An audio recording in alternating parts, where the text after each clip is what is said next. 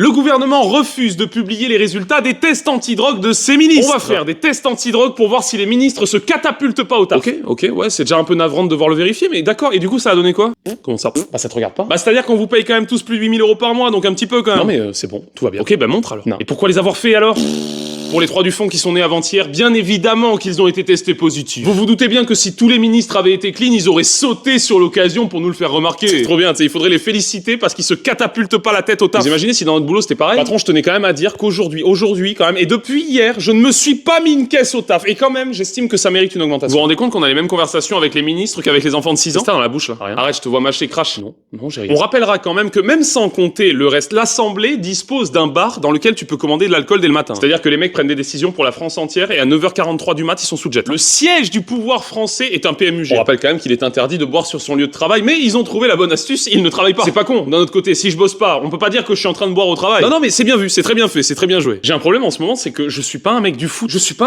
Mais bon, à la limite, ça, c'est pas grave. Ce qui est plus grave, c'est cette catégorie de population qui, tout comme moi, n'y connaît foutre rien dans ce sport. Cette personne qui s'en tape à l'année du foot en général, mais qui au moment de la Coupe du Monde se réveille et devient un expert footballistique. Frérot, on n'y connaît rien. Pourquoi tu fais semblant de savoir? T'en as rien à foutre du foot d'habitude. On sait même pas ce que c'est un hors-jeu. Toujours pas compris. Je suis de premier degré. J'ai toujours pas compris. Le but, c'est de prendre le ballon avec ses pieds, et quand il prend le ballon avec ses pieds, bah ça va pas quand même. C'est un peu chiant aussi votre truc. Moi, je suis fasciné par la Coupe du Monde parce que uniquement pendant cette période sortent de terre visiblement une quantité effroyable de spécialistes du foot. Assumez, moi j'assume. J'y connais rien, c'est pas grave. Moi j'y connais rien. J'assume que j'y connais rien. Voilà ce que j'ai compris de cette Coupe du Monde jusqu'à présent. On n'aime pas l'Amérique du Sud. Je sais pas pourquoi, mais vraiment on n'aime pas. Le Paraguay a réussi à confondre le foot et la boxe thaï, ce qui est quand même pas tout à fait le même sport. Les États-Unis trichent, mais perdent quand même, ce qui est quand même le plus gros move de loser qu'on ait jamais vu. Je savais même pas que les États-Unis jouent au foot. Quand je vous dis que j'y connais rien. Kylian Mbappé est officiellement le nouveau favori à la présidence de la République française. Comment est-ce qu'on en est arrivé là? Ronaldo aggrave le seum parce que c'est le seul de son équipe à savoir jouer au jeu. Visiblement, il vient donc de découvrir ce que ça fait de jouer à League of Legends. Bienvenue. En tout cas, si vous êtes comme moi et que vous n'y connaissez rien au foot, faites-nous plaisir, ne faites pas semblant. On a eu les résultats du bac. Félicitations à toutes celles et ceux qui l'ont réussi. Et si jamais vous ne l'avez pas eu, c'est pas grave. Rappelez-vous simplement que je ne prends pas de sauce de luxe avec mes potatoes. Merci beaucoup. Non, mais après j'abuse. Ça veut pas dire que vous êtes bête. Après, vous savez quand même qu'il y a des mollusques qui arrivent à résoudre des problèmes de maths. Certains corbeaux également aussi. Bon, en gros, vous êtes fait moque par des oiseaux. Mais pas d'inquiétude, vous pouvez toujours compter sur moi et je vous ai préparé une petite liste de métiers qui vous sont quand même accessibles bien que vous ayez raté le diplôme le plus gratuit de l'histoire de France. En petit 1, on a Plot. Voilà, Plot, j'aime bien. Lampadaire pour les plus grands. Ça consiste globalement à se mettre à un endroit et voilà, en fait. Mais c'est pas mal parce que c'est globalement ce que vous avez foutu pendant 16 ans. Sinon, vous auriez eu le diplôme. Mais pas d'inquiétude, ici, il y a même pas à ouvrir les yeux, il y a pas à parler. Bon voilà, juste vous vous posez à un endroit, vous réfléchissez la lumière. Que la lumière, on vous en demande pas plus. Numéro 2, pour les plus sportifs d'entre vous, sprinter sur auto. Marche aussi avec les voies ferrées, voilà, bon, et puis en cas d'accident du travail, de toute façon, vous étiez pas foutu d'écrire votre prénom sans faire de faute, donc ce sera pas très grave. Et si jamais tout ça ne vous convient pas, il reste bien évidemment le grand classique chômeur. Cependant, on rappelle quand même qu'il existe des chiens guides d'aveugles, ce qui sous-entend qu'il y a des kleps qui s'en sortent mieux que vous professionnellement. Je le dis, je donne l'info, voilà. On dit pas que vous êtes con, on dit juste qu'on vous a payé 16 ans de scolarité et qu'au final, il y a des calamars qui sont meilleurs que vous. Écoutez-moi bien, parce que je n'en peux plus. Le prochain de mes potes qui me demande si je veux courir un marathon, si je veux participer à un semi, si je veux faire un petit 10 km, même si je veux courir jusqu'au bout de la rue seulement. Je l'enterre moi-même à 9,43 m de profondeur au fond de mon jardin. J'ai un problème, c'est que j'ai 28 ans, donc bientôt 30. Donc mes potes aussi, donc ils commencent à avoir des activités de trentenaires chiants comme la pluie.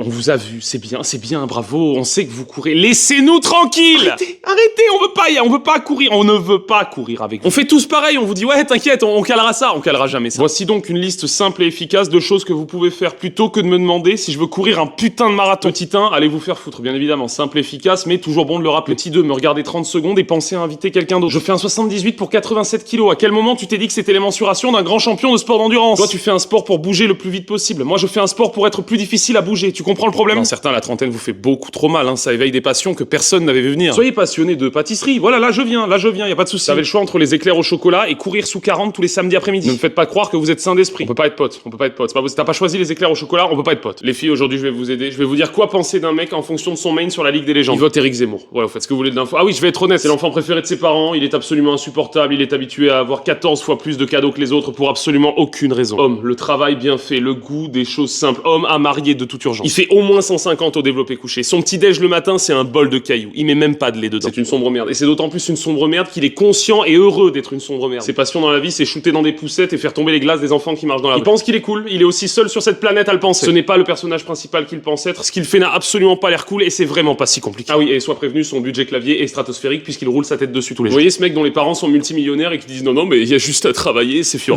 T'as juste à jouer autour de ma mécanique de jeu insupportable et absolument piffé pendant 25 minutes de jeu, super. Pardon, excuse-moi d'être venu pour m'amuser. Il est beaucoup trop intelligent pour son propre bien. Il a décidé de continuer à faire les choses comme lui voulait les faire alors que l'univers entier lui dit d'arrêter. Il y a beaucoup plus simple que sa méthode pour faire exactement la même chose. Il ne veut pas changer. Il a 89 ans, personne ne joue plus ça, tu l'as trouvé dans une maison de retraite. Et il est très bizarre parce que même il y a 89 ans, personne ne s'est jamais amusé en jouant ce perso. Pardon, encore une fois, oh mon Dieu, je ne veux pas supporter les pleurs et les jérémiades des enfants des autres. Je demande à ce qu'il y ait un espace no kid silencieux et je me prends un torrent d'insultes en mode ah là, il ne fait pas ceci. Le No Kids, les potes, donc ce nouveau mouvement qui consiste à créer des zones sans enfants afin de préserver le calme des adultes. C'est un débat qui revient et qui permet aux gens de ne toujours pas être d'accord tout en étant le plus crétin possible des deux côtés. Je ne sais pas comment vous faites. D'un côté, les gens qui sont pour le No Kids comme ce monsieur qui fait exprès d'être extrêmement désagréable. L'argument étant de dire les enfants chouinent et pleurent, ils font énormément de bruit, ils prennent de l'espace, ce n'est pas normal, je n'ai pas envie de me cogner ça alors que je n'ai pas fait d'enfant. Argument avec lequel je suis plus ou moins d'accord. Cependant, je ne suis pas d'accord avec la justification qu'ont les gens. Parce qu'effectivement, si tout le monde a droit à son confort, bah les enfants n'ont pas à être parqués dans des zones spécifiques pour autant. Et c'est là, les amis, que me vient une idée que peut-être en 2026, personne n'a encore eu. S'occuper, attention,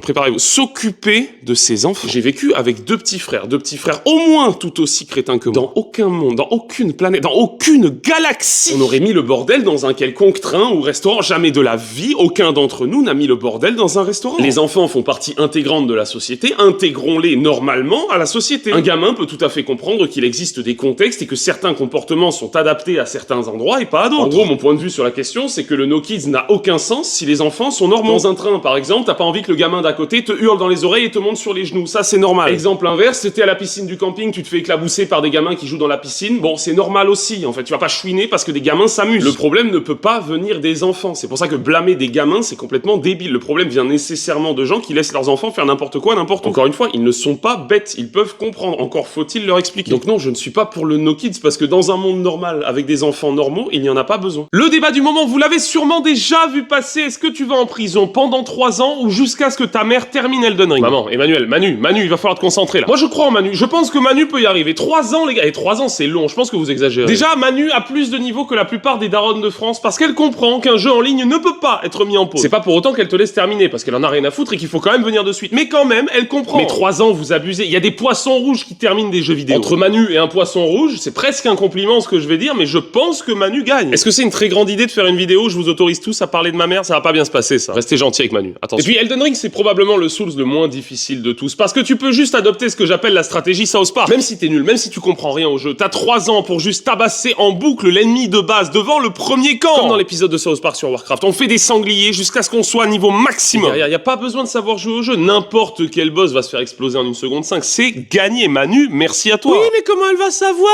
où aller, machin? C'est vrai que toi, t'as la science infuse et t'es jamais allé voir un guide. Non, mais des barres la gueule que vous avez. En mode les 2 parties du médaillon, tout ça, vous avez trouvé tout seul comme des grands. Oui, bien sûr. Non, moi je dis tabasser l'ennemi de base, le premier qu'on croise à la sortie du camp, et c'est gagné directement. On fait ça pendant des mois et des mois, on devient max level et on n'en parle plus. 3 ans où Sekiro, c'est mort. Hein. Par 3 ans où Sekiro, c'est mort, je prends 3 ans tous les jours de ma vie. Manu contre Genichiro, j'ai peu de... Non, rien que dans le nom, déjà, on sent que ça va mal se passer. Les filles, je vous ai pas oublié, comment savoir si ton crush est un psychopathe en fonction de son main sur la Ligue des Légendes. C'est la partie 2. C'est le chef de la colline du crash. Je sais pas où tu l'as trouvé, mais repose-le immédiatement. Enfuis-toi très très loin le plus vite possible. Il a un casier judiciaire, c'est pas qu'un casier, c'est le vestiaire tout entier. Il planque des chatons pour les manger vivants. Il va te regarder dormir. Pars tout de suite. Il bosse pour l'URSSAF. Il a décidé que dans sa vie, ni lui, ni les autres ne s'amuseraient jamais. Son repas préféré, c'est du pain avec un verre d'eau plate. C'est pas ce mec, il se prend pour ce mec, mais c'est pas ce mec. Même ce mec qui lui-même est vraiment ce mec se prend pour ce mec alors que c'est pas ce mec. Alors imagine ton mec. Pas clair? Si, très clair. À fuir, même vibe que les mecs qui ont un tatouage berserk qui pensent qu'il a une histoire super dark et cool alors qu'il est né à Châteauroux. Non, c'est pas la peine. Tu vois ce mec au fond de la salle qui met la musique à fond comme si c'était chez lui, qui fait chier tout le monde alors qu'il met 60 au développé couché? C'est ce gars. Pardon, grand respect pour les 60 au développé couché. J'avais des hochets quand j'étais bébé, moi aussi. Homme capable de malade, les problèmes seront résolus, ne te trompera jamais, restera avec toi et fidèle toute ta vie, à sécuriser de toute urgence. Ça va devenir un ex toxique. Tu vas l'adorer sur les débuts, tu vas le détester 5 minutes après. Il sera jamais là, tu le verras pas, il ne sera jamais là. Peut-être éventuellement quand vous serez à la retraite tous les deux, peut-être que là il passera te faire un coucou, mais il ne sera jamais là. Tu vas t'occuper des gamins toute seule, une fois qu'ils auront tous réussi dans la vie, il va revenir pour dire que c'est grâce à lui, voilà, je t'aurais prévenu. Je rentre de la salle et j'ai trouvé des chips à la côte. Après des dizaines de vidéos perte de poids et nutrition, pourquoi pas une petite dégustation de chips? Je ne suis pas en partenariat, donc si c'est dégueulasse, eh ben ce sera dégueulasse. Donc un peu, je rentre pas dans le cadre. Je rentre pas dans le cadre en fait, trop de masse musculaire. Excusez-moi. Le melon du gars. Bref, imaginez. Non, côte de bœuf, ça peut pas être dégueulasse. Côte de bœuf, je refuse de croire que ce soit mauvais en fait, c'est impossible. Ça C'est très bon, c'est très bon, c'est très bon. Ça n'a pas spécialement goût. En vrai, par contre, tu m'aurais pas dit côte de bœuf. J'aurais pas trouvé. T'as qu'à parler la bouche pleine, espèce de gros dégueulasse! C'est pas vilain, mais côte de bœuf, il faut vraiment le savoir. Ouais, je suis pas extrêmement convaincu. Non, je lui donne un 5 sur 10 pour l'effort, parce que c'est pas vilain, c'est pas mauvais, mais ça a pas goût de ce qui a marqué sur le sachet. Après, ma meuf est team chips de fou, je suis pas hyper chips, j'avoue. Genre, faut vraiment qu'elle soit très bas. Oh, je me suis encore trop rapproché, je rentre pas dans le cadre! En vrai, vous allez me prendre pour un fou, mais la deuxième est meilleure que la première. Le problème, c'est que là, ma copine est encore à la salle, parce que je lui programme du cardio, et moi, j'en fais pas sur les mêmes jours qu'elle, comme ça, je me fous bien de sa gueule. Et le truc, c'est que je pense que je vais bouffer tous les chips avant qu'elle arrive, ce qui va me valoir, bien évidemment, une peine de mort justifiée. Mais en vrai, la troisième est meilleure que la deuxième. Eh ben, la 14e est meilleure que la 13e aussi, hein. Ouais, en gros, je suis un gros porc, hein. C'est ça que ça veut dire.